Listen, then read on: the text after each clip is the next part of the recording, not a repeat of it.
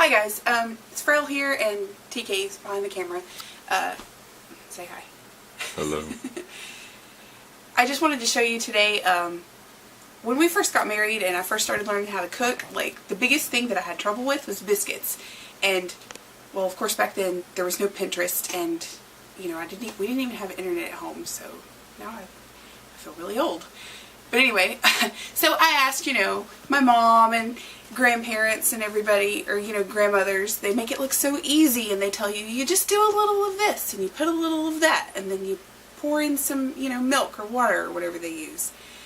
And there's so many things that they assume that you know when they tell you that, and you go home and you try it and you end up with like hockey pucks or, you know, just a mess. So I just wanted to share with you a few of the things that I've learned since then that, you know, I think they take for granted, that they're so familiar with, that they don't really realize that, you know, you don't know that. So I'll just, we'll get to it. So all that you need is really simple, is flour. I like unbleached all-purpose. If you're using self-rising, then you don't need the next two things, but for all-purpose flour, you also need baking powder and salt. But again, if you're using self-rising, just leave those two out. And then we also need milk and butter. Or whatever type of oil that you decide to use, you need half a cup or 8 tablespoons. We like a whole food approach and we are big fans of butter. And of course I'll, you know, put the recipe in the link, or in the description, so that you can see that.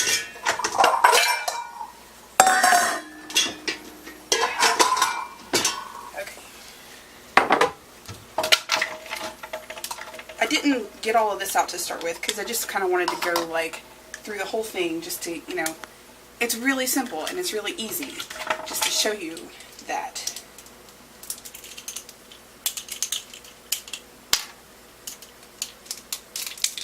How many biscuits is this going to make?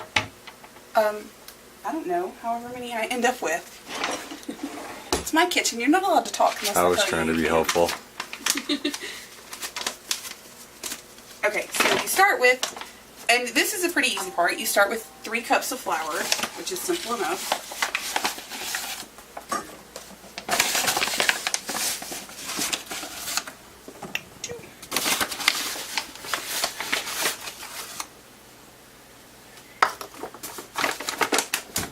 That over there because we'll need that later. And then if you have a recipe that calls for self-rising flour and you have all-purpose, or the other way around, for every cup of self-rising flour you have a cup of all-purpose and then a teaspoon and a half of baking powder and then half a teaspoon of salt. So those are really easy to substitute if you need to do that. So for this recipe we need 4.5 teaspoons of baking powder.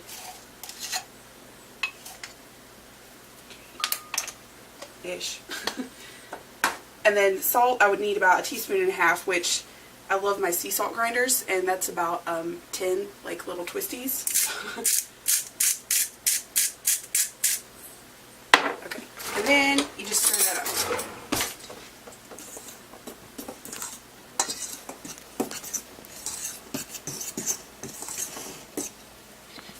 And then the butter or oil, take if you have one of these, a pastry blender, which I love this thing, or you can use... don't buy a cheap one. Yeah, don't buy a cheap one, they're terrible. The little, like, prongs will bend apart and stuff, and especially if you try to use cold butter, they're terrible. So, all you do is you crush that, or blend that up in there.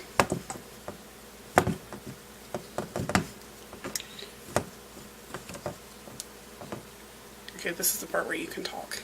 I'm giving you permission. Oh, I see how it is. It's like knives in a row. What? The pastry blender. Oh, right, yeah. And don't get those wire ones. Like they're a bunch of wires from the handles all the way around. Those are awful. Yeah, that's useless. But you can also, like, if you prefer, you know, lard or vegetable oil or whatever, just any type of oil is fine. Just mix it up. Yeah.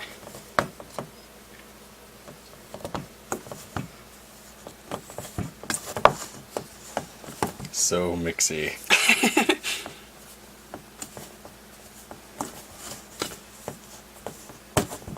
I suppose if I had set the butter out, but oh, actually, while we're at it, I need to turn that oven on.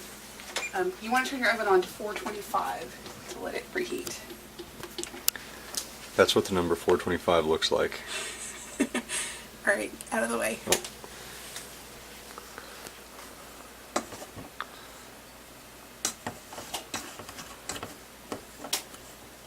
And you just want to make sure that you get, like, all the butter,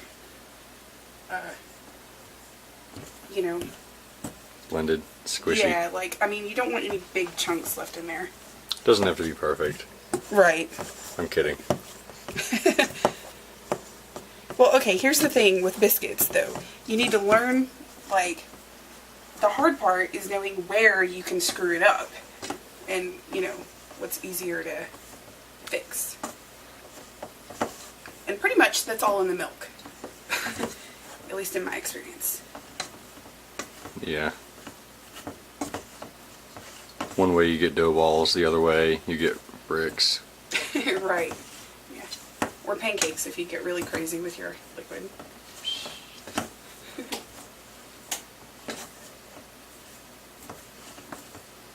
And of course, okay, so now we're ready. Like, there's not really any really big chunks left in there. Alright.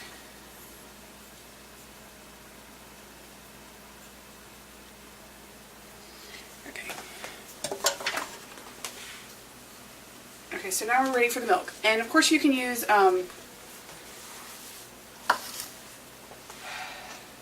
buttermilk if you prefer. I usually just use whatever I have. Buttermilk is really good in them, but I don't keep it on hand very much. And you want to start with 1.5 cups. It's usually good.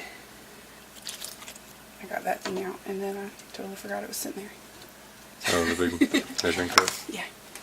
Doesn't really matter. Now, if you put buttermilk, you put the same amount, right? Yeah. Or, you know, canned milk, or I've even seen people use water. I think milk just tastes better, though. Don't make your biscuits with water. Yeah. If you're gonna if you're gonna take the time to make biscuits. Okay, so here's the thing that you don't. Alright, you have to. You want to make sure that you get enough milk, because if you don't, then you're going to end up with dry, hard biscuits, and that's not enough. You want to get it really good and wet, and if you get too much, that's a lot easier to fix than it is if you don't put enough. You know, as long as you don't get crazy and end up with pancake mix, you're fine.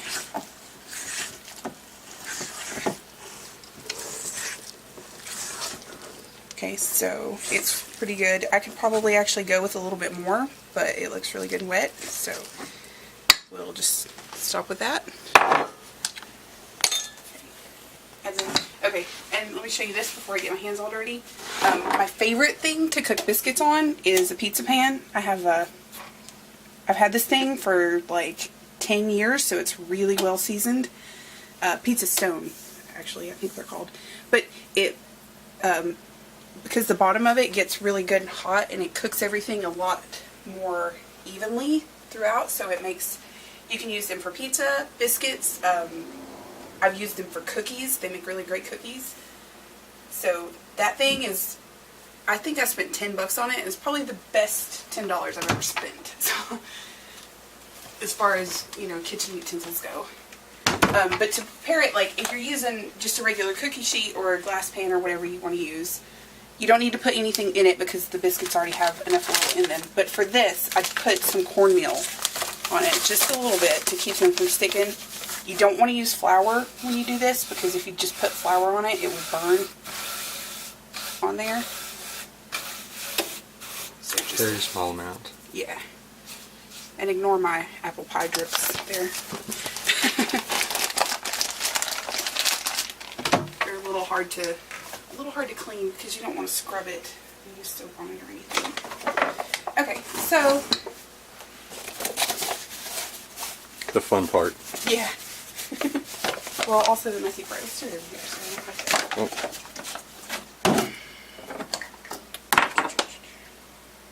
I am not a Pinterest-worthy cook, so I like to make messes. That's true. Yes.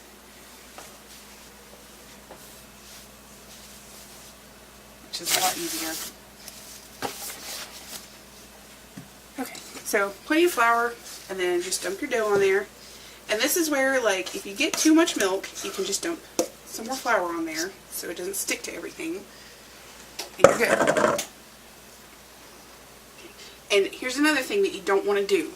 It's not like when you're making bread, you knead it a lot. You don't want to do that with your biscuits because you will make them hard. So all that you need to... Actually, can you get my cutter out of there? Mm-hmm. You got it. Yeah. Okay. So all you need to do is make sure you get plenty of flour all around the surface so that it's not sticking to everything. Okay, and then just kind of pat it out or roll it out if you prefer to use a rolling pin. And cut them up and put them in your pan. So, super easy.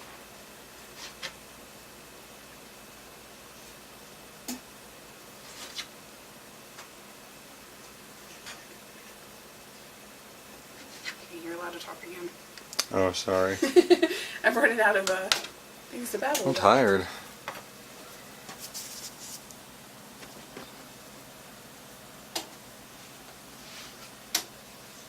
I'm gonna go around you. Okay. I'm getting a lot of flour on there, but... Delicious looking.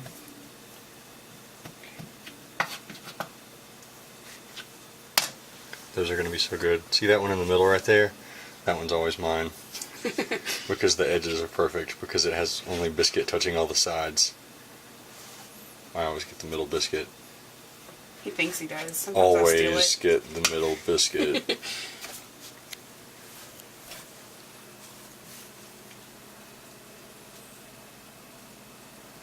what he thinks.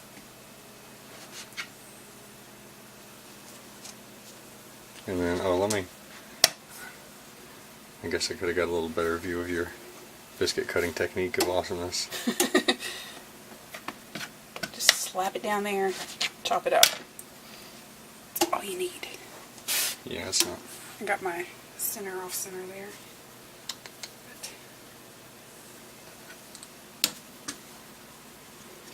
And again, you don't want to mush or like mess with your dough too much because it will make your biscuits hard. So, just, you know, as little as you can. Alright, there's my little, I usually give that one to the baby. Okay. Hot one. Place the biscuits into the fires of Mount Doom. I need to get a pan out of there, actually. And then you cook them for, we start with 15 minutes, and then we'll check, and I'll show you, like, kind of some things that I look for to see whether or not they're done. But we'll be back in 15 minutes. Say adieu. Adieu. I think that's French.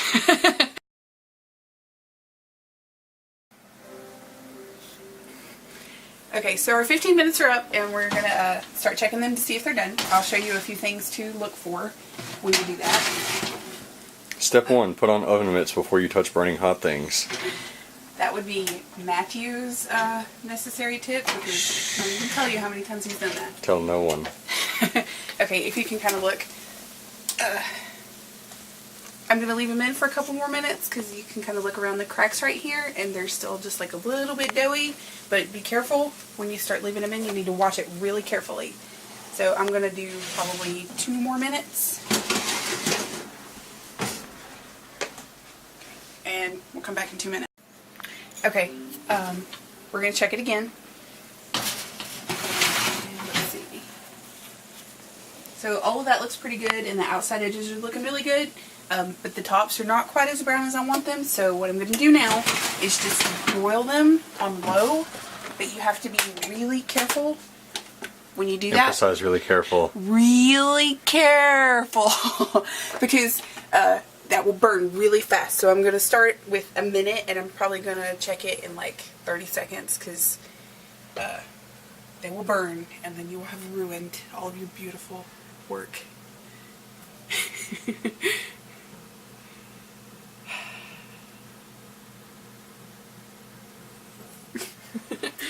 It was necessary. Yeah. I'll probably leave them for about the rest of the 30 seconds. Okay. And then they'll be done. In the meantime, what are we going to put on these biscuits? Well, I do have this strawberry freezer jam in the freezer, but I was supposed to be saving it for my visiting friend. I don't know if I want to, though. She's been kind of mean to me lately. We won't tell her anything. But freezer jam is great, but also jelly, honey, those are all great. Gravy. I'll make a video later to show you gravy, because it's almost as much, maybe more of a nightmare to learn than biscuits. Okay, we'll probably do 30 more seconds. So close. If you were here, you could smell the deliciousness. You might be able to smell the deliciousness if you sniff really hard. Really hard. Except that by the time you watch the video, they will no longer be delicious. They will be in my belly. You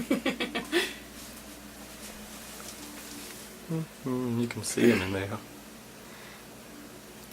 Oh no. Yep. Close.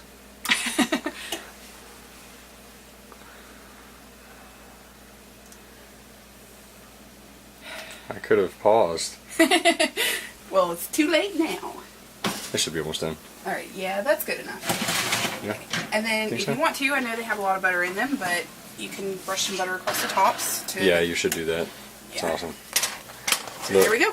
That one is mine. Of course, you know, if you have any questions, feel free to ask. I got a little nervous and a little babbly and probably forgot a few things, but I'll be happy to answer. And I hope... What are you doing? Walking.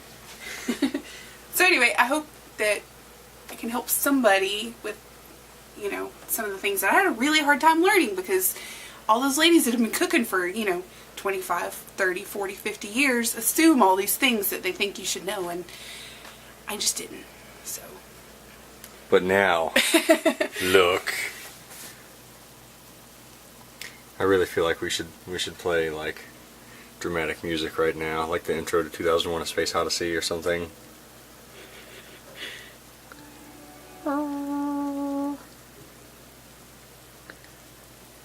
You can see the deliciousness. Oh, steam.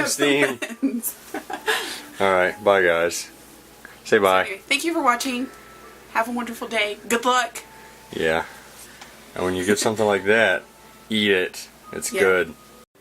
Okay, so it's 1:09 a.m. and we're back, because I forgot to mention, since I was raving about the pizza stone, if you do decide to try a stone pan, a couple things, just make sure that you don't ever use soap on it, because as you can see, it absorbs the oil and, you know, the flavor, and if you use soap, your food will taste like soap.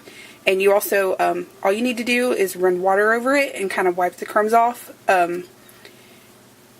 but make sure that you wait until it's completely cooled down, because if it's hot and then you run like cold water on it and you shock it, it'll crack and ruin it. And TK also wanted you to see this.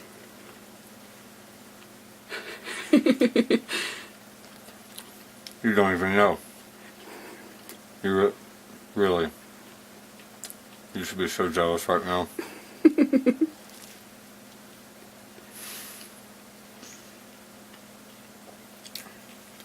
Milk is always better in a mason jar.